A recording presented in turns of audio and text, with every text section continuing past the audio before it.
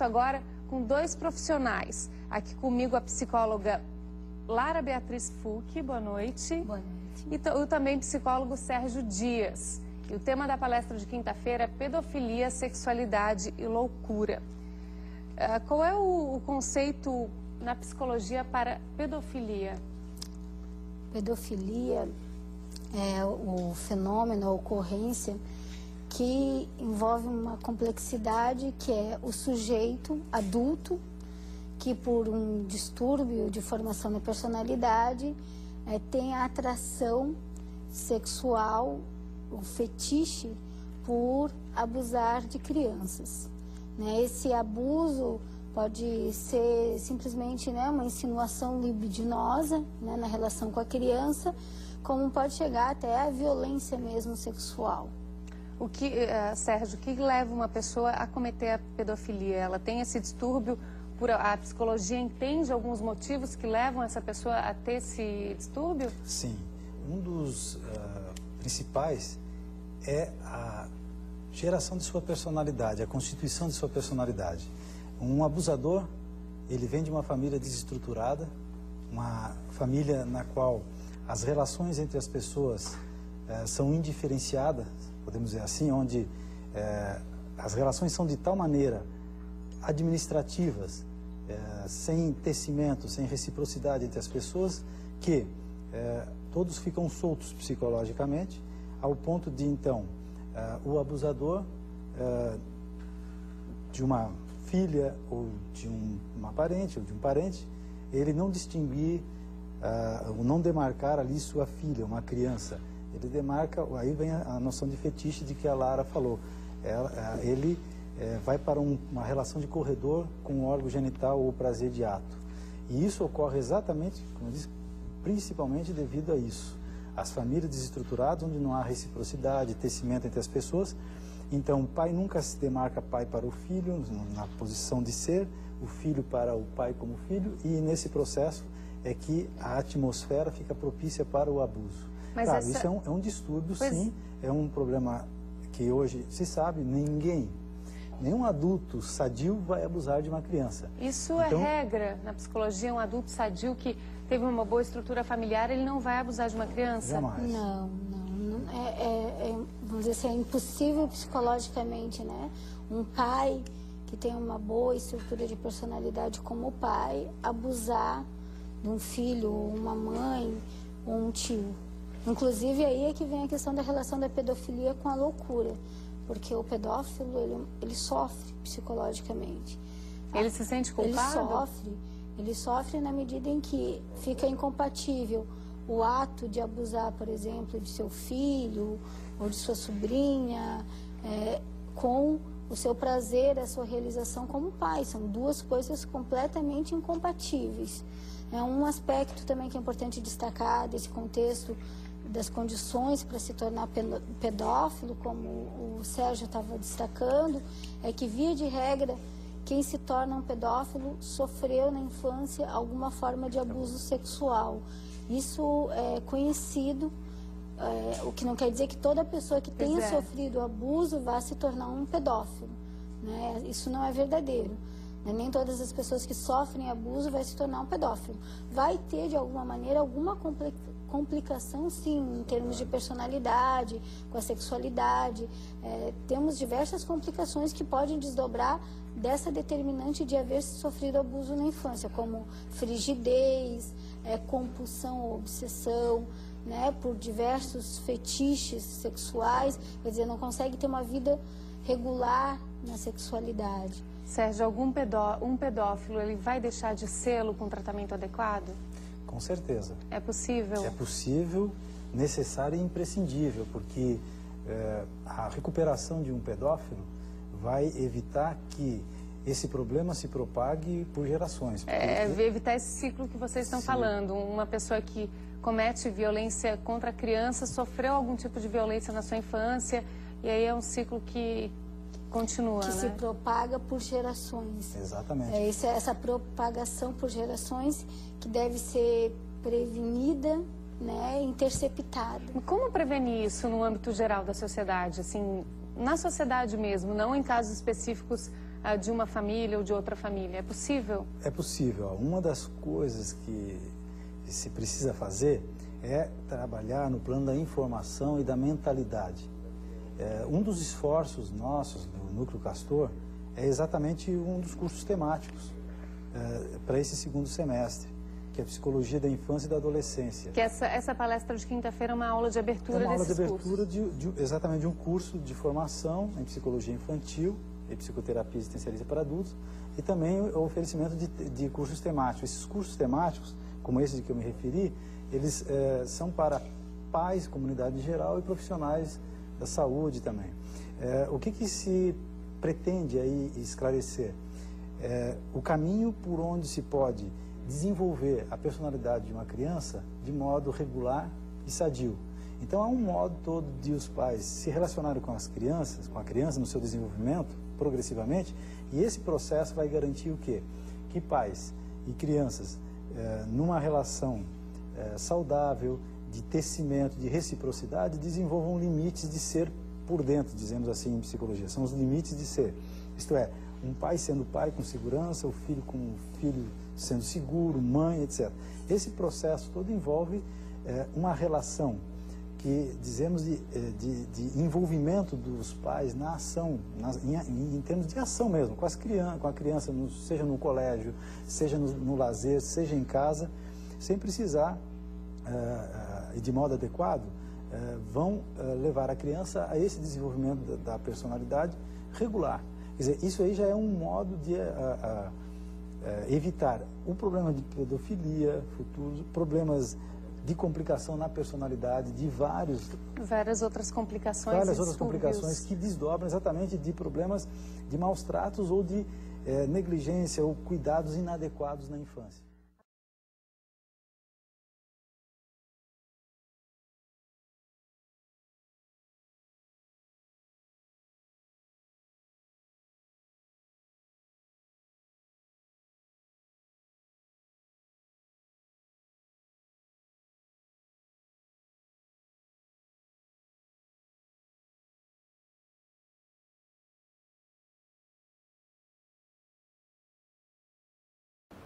Olá, hoje vamos falar sobre trauma psicológico. O que é um trauma? O trauma é como se fosse uma ferida, como se fosse um machucado, só que ele não aparece porque ele é psicológico. Ele acontece quando uma pessoa passa por uma ou por várias experiências que são traumáticas. O que é uma experiência traumática? Não é qualquer situação, né? Normalmente são situações fortes, são situações intensas para aquela pessoa. Por exemplo, catástrofes naturais, uma grande humilhação, perdas, abuso, tanto verbal como abuso sexual, situações de violência. São todas situações que podem deixar uma pessoa traumatizada. Podem, por quê? Porque não necessariamente todas as pessoas que passam por uma situação de trauma se tornarão traumatizadas, porque existem as diferenças individuais. E o que causam essas diferenças individuais? Histórico de vida, a forma como cada um enfrenta as situações, temperamento. Então, tudo isso vai influenciar na formação ou não de um trauma. Que tipo de sintomas surgem como consequência do trauma? Eles são de 3 tipos. Primeiro, sintomas físicos. Alteração de sono, para mais ou para menos, alteração de apetite, alteração da energia sexual, aquelas dores crônicas que você investiga e não descobre de onde é que elas vêm, né?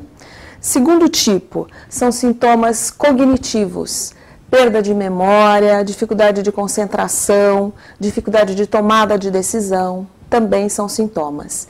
E por último, os sintomas de ordem emocional, né?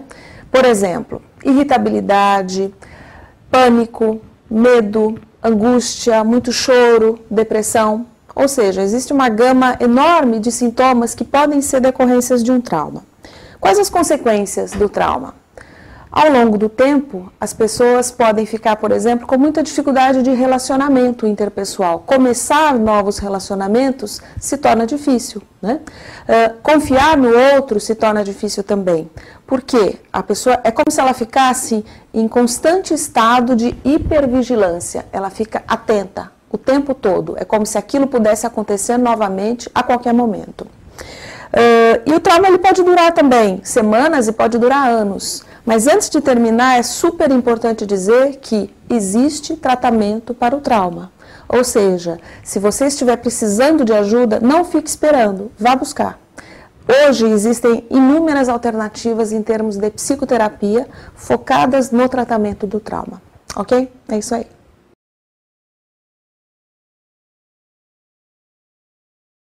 Eu queria, antes de mais nada, agradecer a audiência. O pessoal não vai xingar ele no Twitter amanhã. Qual é o seu Twitter, pastor?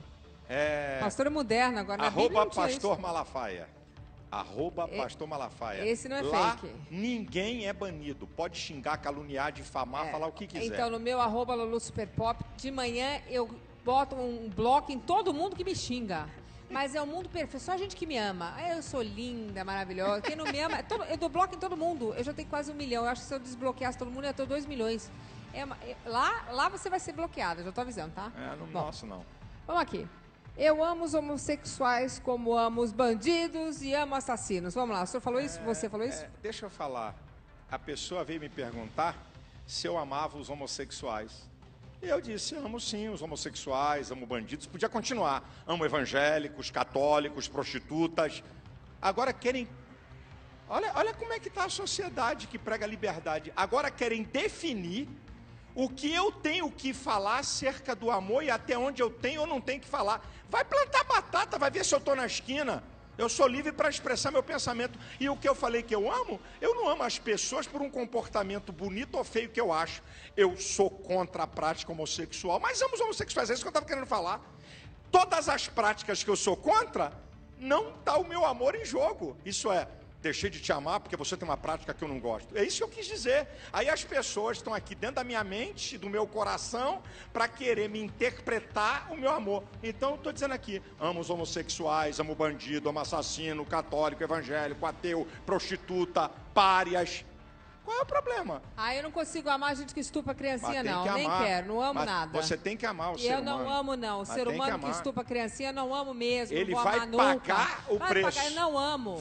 Não amo. Você muitas vezes não sabe a vida dessa pessoa, Eu não quero sabe se saber, ela foi eu acho que violentada. a vida não dá pra estuprar a criancinha, não dá. Não, tem que ir pra cadeia, nunca mais sair de lá. Não amo, não tem nenhum amor. Não tem nenhum amor, desculpa. O amor, Luciana, você ama. Não, eu não amo, não. Eu odeio. Escute, você não ama alguém apenas por uma relação de troca. Você ama pelo amor que está em você, independente das pessoas. Eu não consigo ter amor nenhum Se para você o amar, estuprador de criança. é um direito eu seu. odeio eles. Tá, é um direito seu. Eu já não tenho essa vertente que você tem. Então, eu sou tão boazinha. não posso ter. Posso discordar terrivelmente. Discordar? Discordar, claro. Mete na cadeia. Agora, vamos matar, vamos acabar. Não sou. Morte para ninguém. Vai para cadeia, morte para ninguém. Para a última pergunta. Você é uma pessoa que diz que ama as prostitutas, os gays, os ateus. Trabalho com isso. Não está querendo comparar. Trabalho penitenciário, Okay. claro que não. Você, então, faria uma coisa que talvez fosse contra a sua crença, para que isso beneficiasse uma dessas facções da sociedade? Se eu fizesse o quê? Alguma coisa que fosse contra a sua crença, como apoiar uma lei. Não. Mesmo sabendo que essa facção, não estou falando nem gays, nem mulheres estupradas, mas... A minha fé em Deus está acima de qualquer coisa. Então, uma atitude... Deus é absoluto e Deus não é incoerente nem inconsequente. Eu jamais cometeria um ato porque Deus é inconsequência para ajudar alguém. Benevolência. De benevolência estúpida... Por que por uma subjetividade. Por que estúpida? Porque é subjetivo o que você está falando. Você tinha que me apresentar um fato para poder julgar o fato. Você falou subjetivamente, por isso que eu estou te respondendo. É verdade. Tá certo? Você está dando uma subjetividade. Então eu estou dizendo, eu amar as pessoas é uma coisa, ok? Mas a Bíblia diz que eu tenho que amar a Deus sobre todas as coisas. É o que está na Bíblia, eu creio nela. Eu queria aproveitar... Pode falar. Tá? Essa é a minha última palavra. Primeiro te agradecer. porque quem dera que todo mundo na TV brasileira deixasse o outro lado falar. Então, muito obrigado. Agora, eu queria aproveitar a tua audiência, esse espaço fantástico, e eu queria fazer uma oração de 40 segundos. Eu queria abençoar não só você, os que trabalham com você, os que estão no auditório, quem está em casa. Você permite? 40 segundos. Por favor, seja bem-vindo. Então, eu quero abençoar você, a tua casa, os teus sonhos, se há enfermidade, se há algum mal, que Deus possa te dar uma saída, que Deus possa te dar uma resposta, que Deus abençoe você, Luciana, e sua família, que Deus abençoe cada um que trabalha aqui. Existe um Deus que ama você e que quer o melhor para você, que pode mudar a sua história e a sua vida. Eu te abençoo em nome de Jesus. Olha, eu agradeço, fico até arrepiada, que eu acho que qualquer bênção é sempre bem-vinda. Não estou dizendo que isso é qualquer, mas eu gosto muito dessas palavras. Amém. Eu queria agradecer, muito obrigada, pastor. E eu queria dizer o seguinte, eu faço aniversário do mesmo dia que a minha mãe, dia 14 de setembro. Isso é meio chatinho, hein? Mas você ama a sua mãe. Não era Leonina, adoro. Então eu tenho uma coleginha de chá. Muito inteligente, virginiana, achei que era Leonina, mas estava errado lá no Wikipedia. Não pode ler tudo, não acreditar em tudo que lê na internet, não, viu? É 14 de setembro, que nem minha mãe. Ela é chata, mas ela é cirúrgica, muito Amém. Inteligente. Bom. Então, eu queria dizer o seguinte, eu como apresentadora me sinto na obrigação de ser imparcial, mas eu quero dizer que Jesus também falou, atire a primeira pedra quem nunca pecou. Então, seja respeitoso perante a próxima, ok? Boa noite a todos. Muito obrigado, pastor. Obrigado. Vou dar um beijinho ali, vou fazer um negócio que eu acho melhor o senhor não olhar, que eu acho que é até pecado. Quer ver, ó? Opa!